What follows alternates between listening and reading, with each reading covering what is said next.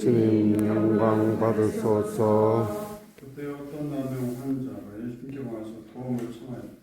그가 무릎을 꿇고 이렇게 말했다. 스승님께서는 하고자 하시면 저를 깨끗하게 하실 수 있습니다. 예수님께서 가엾은 마음에 드셔서 손을 내밀어 그에게 대시며 말씀하셨다. 내가 하고자 하니 깨끗하게 되어라. 그러자 바로 나병이 가시고 그가 깨끗하게 되었다. 예수님께서는 그를 곧 돌려보내시며 단단히 이르셨다. 그에게 이렇게 말씀하셨다. 누구에게든 아무 말도 하지 않도록 조심하여라. 다만 사제에게 가서 내 몸을 보이고 내가 깨끗해진 것과 관련하여 모세가 명령한 예물을 바쳐 그들에게 증거가 되게 하여라. 그러나 그는 떠나가서 이 이야기를 널리 알리고 퍼뜨리기 시작하였다.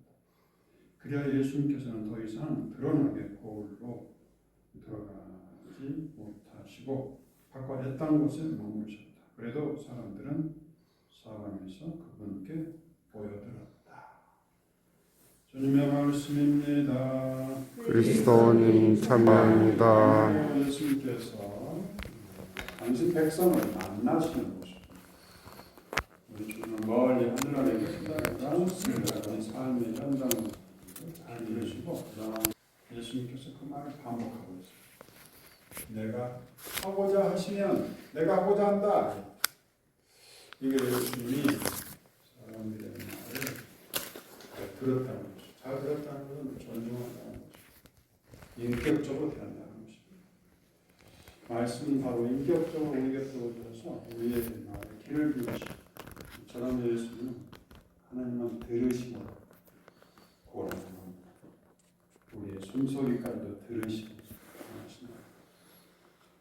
나병이라는 천연은 우리를 걸어놓을 수 없다는 걸 이야기해 주고 있습니다.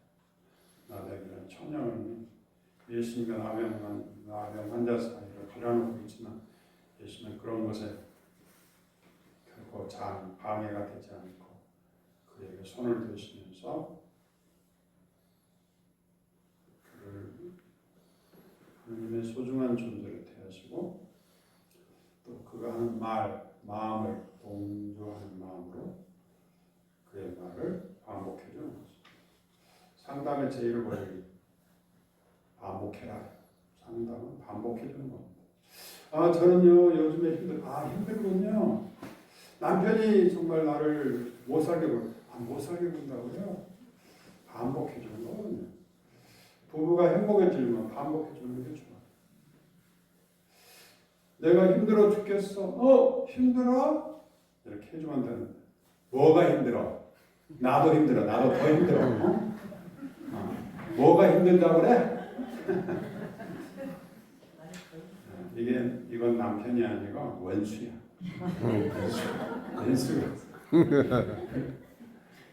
원수 이제 그만두고 올해부터 반복해주면 돼요. 예수님 하고자 하시면 내가 하고자 한다. 이게 중요한 예수님의 한마디 한마디가 바로 그 사람의 미래까지도 들으신다는 얘기예요. 그래서 배우자가 무슨 말을 하더라도 물론 내가 동조 안 되는 말들이 있겠죠. 여보 생활비가 없어. 생활비가 없다고? 내가 좀 더 버려야겠네. 말이라도. 근데 내가 그러다 주고 어디다 썼어? 어디다 다 써가지고. 생활비가 힘들어 없어. 돈이 없다는 소리가 아니고 당신이 내 어려움을 좀 함께 도와줘서 함께 해줬으면 좋겠어 그런 뜻이지 꼭 생활비가 없다는 소리가 아니죠. 그래서 부부란 마음을 헤아리는 거죠. 그래서 우리가 상대방이 무슨 말을 하는지 숨소리까지 들으시는 하느님을 우리가 모방을 하는 것보다 아내의 숨소리까지 들기 시작할 때 물론 아내뿐만 아니라 남편의 숨소리까지 듣기 시작할 때 하느님이 살아계시는 거예요. 하느님은 들으심으로 고하는 거예요. 말로 하시기도 하죠. 말씀의 하느님인데 근데 하느님이 말씀하는 건 하나님은 말씀 아닌 것으로 구원하시는데 뭐예요? 들으라 이스라엘아, 듣도록 초대하고 오늘 예수님께서 나병 환자의 말뿐만 아니라 온 존재를 듣고 계시는 거예요. 받아들인다는 거죠. 여기가 치유가 이루어지고 한 인격체가 하느님의 소중한 존재로 새롭게 탄생하는 것. 신앙은 탄생입니다. 매 순간 새롭게 주님의 자녀로 탄생하는 거죠. 오늘 제1독서에 보면은 이스라엘 사람들이 필리스티라는 사람들하고 싸우는데 적으로서 어떻게 할까 고민하다가 야외 계약계, 야외가 모시지니 그 계약계를 모셔오면 우리가 이길 수 있겠다. 근데 모시고 왔는데 어떻게 됐어요? 적으로서 뭘 이야기하는가? 예수님을 도구로, 하느님을 도구로 써서 가져오기만 하면 될 거야. 그게 중요한 게 아니라 하느님의 뜻을, 하느님의 마음에 품고 회개하고 해야 될 텐데 그런 걸 안 하고 이거 가지고 오면 돼. 도구로. 우리가 하느님을 도구로 사용한다면 우리가 잘 사는 게 아니겠죠. 우리가 온 마음을 다해서 예수님께서 나병 환자를 온 마음을 다해서 듣고 응답하고 손을 잡고 마치 그의 나병을 당신 것으로 삼고 당신은 죽음을 향해서 가고 있고 나병 환자를 살리고 이게 예수님의 방법이죠.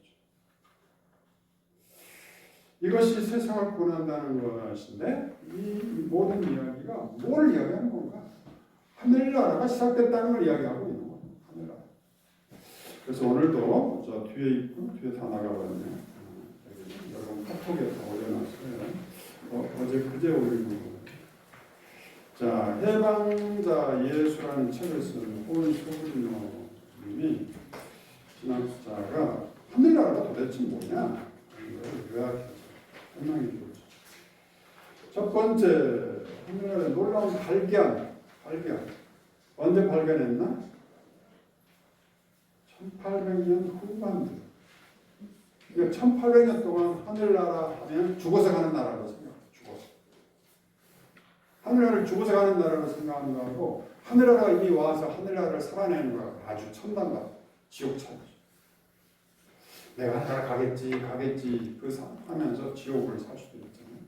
그런데 이미 하늘나라 왔다는 걸 믿고 하늘나라를 살아내버린다면 우리의 삶이 완전히 달라지겠죠. 하늘나라가 이미 여러분 가운데 와 있다는 것을 그래서 유명한 신학자가 그런 이야기죠. 예수님은 하늘나라를 선포했지만 교회가 왔구나. 교회가 하늘나라는 아니죠. 교회가 하늘나라를 향해서 가고 있는 거죠. 자, 예수님이 최우선 관심사였고 기쁜 소식이고 역사적 실제, 예수님이 실제로 하늘나라를 시작하셨다는 거죠. 은총이다 선물이고 노력해서 듣는 게 아니라 거저하시는 은총입니다. 그 다음에 하느님의 통치와 여기서 하느님 나라는 장소가 아니고 하느님이 사랑으로 우리를 만나주시는 것을 말하는 것, 다스림이라고 하죠. 정의의 실현, 가난한 이들의 우선성, 평가적인 하느님, 생명의 하느님. 죽음의 우리의 문화는 죽음의 문화죠. 죽음의 문화라고 하죠. 끊임없이 모든 생물을 살기 위해서 파괴시키는, 공생하지 않고 파괴시켜버리잖아요. 있는데도 불구하고 계속 소비하고 필요 없는데도 더 사고 죽음의 문화를 퍼뜨리는데 예수님은 생명의 문화, 생명의 하는 신학의 차이, 신학이 이제는 더 이상 책상거리가 아니라 삶의 현장에서 함께해야 된다는 얘기고 예수님의 통쾌한 실천, 어떻게 실천하셨는가? 행복선언이죠. 행복하여라. 오늘 12번 기적인데 오늘 나병 환자를 치료한 게 기적이죠. 이 기적이 단순한 기적이 아니라 하늘나라가 왔다는 걸 보여주고 있잖아요. 그 다음에 마귀가 축출되고 악의 세력이 더 이상 기승을 부리지 못하고 하느님께 순종했다. 14번 식탁의 교제. 우리 예수님께서 늘 목보여 술꾼이라는 말을 들을 정도로 늘 식탁을 가난한 사람들과 함께 하셨고 죄 용서와 공동체 회복, 섬김의 권능, 17번 이게 가장 중요합니다. 아빠, 우리에게 아빠 하느님이 계시다. 우리가 하나님을 아빠로 모실 때 신앙이 진짜 시작되는 겁니다. 하나님을 아빠로 모시지 못하면 구름 뭔가 붕 뜬, 공중에 뜬 신앙이에요. 아니 아빠, 우리 아버지, 우리 친아버지보다 더 가까운 아버지다. 이게 바로 하늘나라의 굉장히 중요한 호소이죠. 18번 우상 숭배의 고갈. 예수는 재물, 만몬과 권력을 하나님처럼 섬기는 우상 숭배가 사람을 억압한다고 말했는데 돈이 신이 아니라고 딱 잘라 말씀하시니 속물 세상에 날리는 사이다 발언 환영합니다. 그다음에 뭐한다? 하하하 하고 웃음을 연습해서 어렸을 때 우리가 타고난 웃음을 회복해서 아프지 않는 세상, 스트레스 없는 세상, 신뢰가 없는 세상, 우울증이 없는 세상으로 우리가 만들어 살아내야 돼요. 돈다발 껴안고 사는 사람들 뜨끔하겠네요. 팩트, 폭격, 나이스, 깔깔깔깔깔깔깔깔 하면서 돈은 아끼더라도 무엇을 아끼면 안 된다? 웃음을 아끼면 안 된다. 나에게 가장 좋은 선물이 웃음이죠. 그 다음에 19번 종교적 위선 비판. 하나님의 이름을 빌려 사람들을 억압하고 차별하는 종교 지도자들과의 갈등은 예수님 삶의 필연적인 부분이었습니다. 그러니까 바리새인과 율법학자들은 율법을 근거로 해서 치유 못하게 막 안식일이니까 치유하지 말라 했는데도 예수님께서는 굳세게 그들을 비판하면서 치유를 해주셨죠. 껍데기만 요란한 유선자들 꾸짖는 용기 진심으로 존경하고 환영합니다. 그 다음에 뭐가 있다? 후하하하. 기회만 닿으면 웃음으로써 내 안에 기쁨이 충만하게 해야 돼. 기쁨이 충만하게. 그거는 나만 할 수가 있는 거야. 누가 줄 수 있는 게 아니에요. 누가 준다고 해서 그냥 지나가는 거야. 내가 나에게 뿌하하하하 나를 폭발시켜야 돼. 기쁨의 선물. 이 약은 부작용도 없고 효과 만점이에요.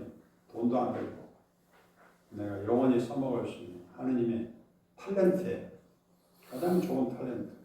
이거를 근데 사람들은 절대 안 써. 나는 절대 안 웃어. 나는 원래 안 웃는 사람. 원래 바보 같은 이렇게 좋은 약을 무슨 약이라고? 신약과 그 약이야. 이렇게 좋은 약을 안 쓰고 예수님께서 왜 그렇게 기뻐하라 했겠어요? 이유가 있어요. 자, 그 다음에 20번 갈등과 십자가. 예수님의 십자가 죽음은 우연한 사고가 아니라 하나님 나라를 선포하며 불의한 세상과 대결한 필연적인 결과였습니다. 그러나 십자가와 죽음은 결코 그것으로 끝나는 게 아니라 부활을 이루어진다는 이야기죠. 피하지 않고 당당히 맞서신 그 결과 아프지만 숭고한 십자가를 수견히 받으셨다. 하하하하하. 세상과 맞짱 뜨신 예수님 깡다운 좀 변하고 우주 최고입니다. 멋지다. 깔깔깔깔깔깔깔 멋지십니다 하면서 복음을 들을 때마다 복음을 만날 때마다 주님을 볼 때마다 기쁨으로 하면 수고가 아니고 마치 내 암동 안 하니까 내 머리는 기가 막혀가지고 기가 막혀서 지금 몸이 고장나기 시작하는 거 아니겠습니까? 자, 그 다음에 뒤집힌 세상과 반 하느님 나라. 침묵하는 하느님. 십자가 위에서 하느님은 침묵하셨지만 그것은 고통받는 자들과 함께 아파하신 고통의 분담이었습니다. 말없이 같이 울어주시는 하느님. 그 깊은 침묵의 위로를 감사히 받습니다.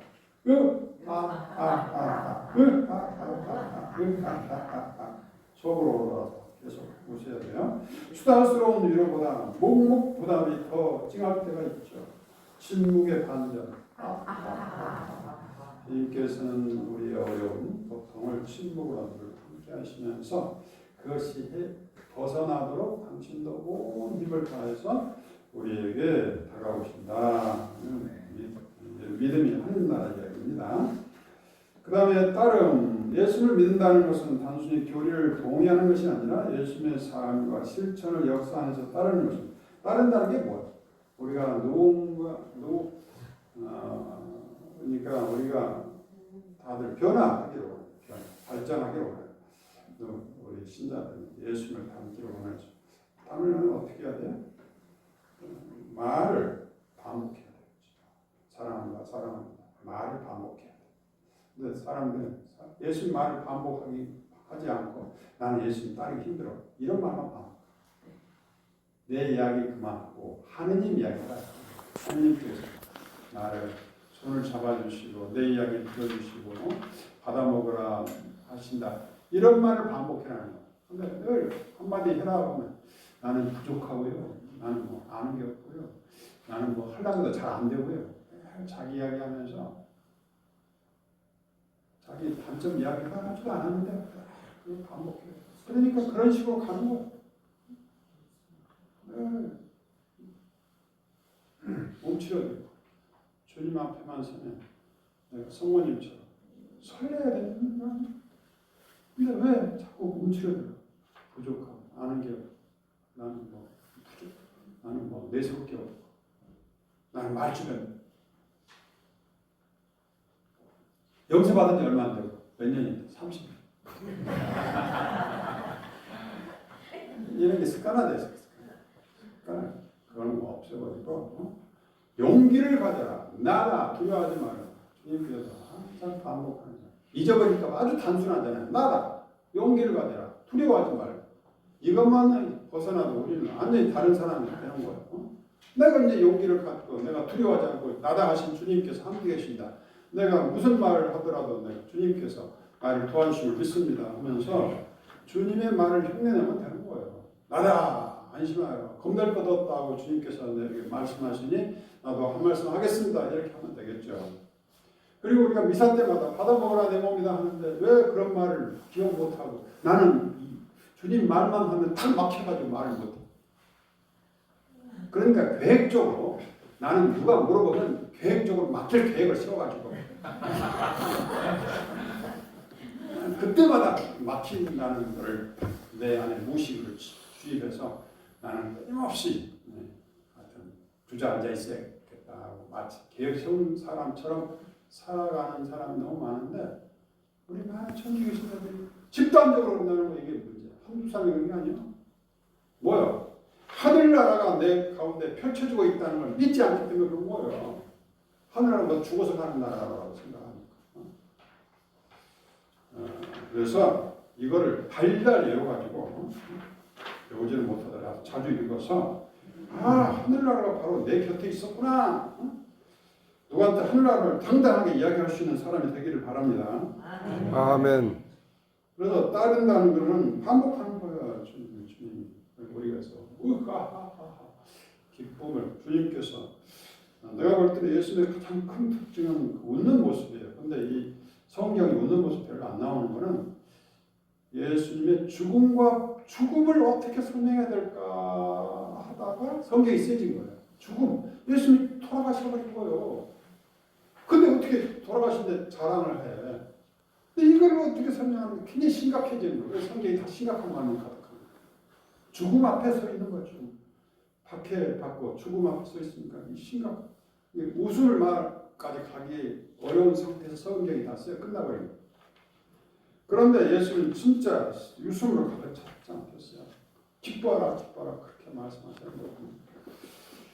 자, 그 다음에 23번 근본적인 회개. 하나님 나라를 받아들이기 위해서는 기존의 가치관과 기득권을 버리고 가나안 자의 편에서는 결단이 필요합니다.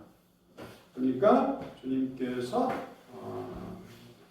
이 세상에 정말 어려운 사람들을 당신 존재만큼 소중하게 여기신다. 그걸 받아들이고 우리가 그 사람들을 받아들이지 못하더라도 예수님이 그들을 사랑했다는 것만은 우리가 잘 기억해야 되겠죠. 이런 회개라고 볼 수 있죠. 그 다음에 자비와 지성, 자비의 지성. 참된 암과 신학은 고통받는 이들에 대한 연민과 자비에서 나와야 합니다. 오늘 복음에도 예수님께서 나병 환자를 보고 뭐라고 하셨죠? 가엾은 마음, 가엾은 마음은 스플랑코 니조만이라고 히라버예요. 히라 그리스 이런 뭔가 간장이 녹는 마음을 간장이 많이 잃었던 아들을 피곤한 아버지가 아들을 기다리다가 눈이 멀었 그 그림에 보면 눈이 먼 것이 간장이 먹어 아이를 사랑하는 그리워하는 눈이 잘 안 보이는데도 불구하고 아들이 오는 모습을 봐버리고 그러니까 눈으로 본 게 아니라 마음으로 늘 보시는 거지. 이게 가엾은 마음이에요. 하나님이 이렇게 가엾은 마음으로 나를 보시는 나라, 하나님 나라가 내 안에 오늘 시작됐다. 아멘. 저희가 하나님의 뜻을 따라 살며 하나님을 충실히 섬기게 하소서. 우리 그리스도를 통하여 비나이다. 아멘. 교회사 여러분과 함께 또한 서대 영과 함께 하나님 천주 성부와 성자와 성령 우리 모두에게 강구하소서. 아멘. 인사가 끝났으니 가서 복음을 전합시다. 하나님 감사합니다.